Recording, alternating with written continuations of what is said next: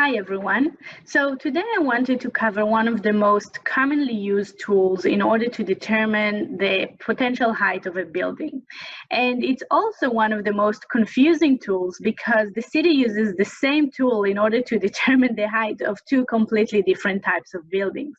This tool is angular planes. I want to explain the rationale behind this tool.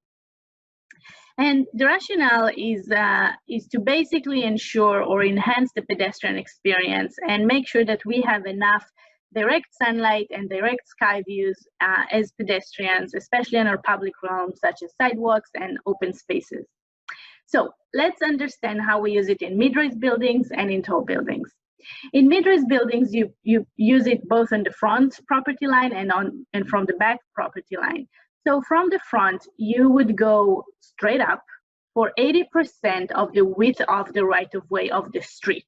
And then you will take 45 degrees angular planes and you will apply it there.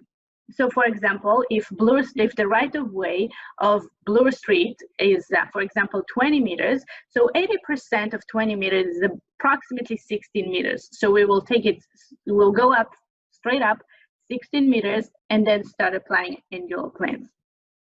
From the back, from the rear property line, we'll take 7.5 meters into our property, and then another 7.5 meters in height, and then we'll apply the 45 degrees angular planes from there. If we have a shallow lot, and you can see the definition for a shallow lot in the mid-rise buildings design guidelines, we will take 7.5 and then 10 meters straight up. So there's a little bit of a discount if you're dealing with a shallow lot. Now, let's understand how we use angular planes in tall building sites. So basically, in tall buildings, we're not going to go straight up. We're going to take angular planes 45 degrees angular planes right away, and we will start applying them from the properties that are designated neighborhoods. So if you look in the official plan, wherever the yellow starts, this is where you will start applying 45 degrees angular planes. And imagine this imaginary tent surrounding your proposed site. And whatever the peak of the tent is, that will be the proposed height of the tall building. So you see, we use the same tool, completely different in mid-rise buildings and tall buildings.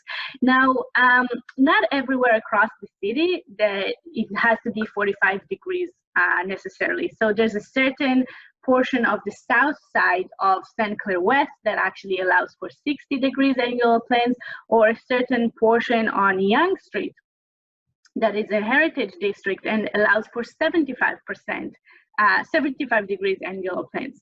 So, but overall across the city, the vast majority will be using 45 degrees angular planes.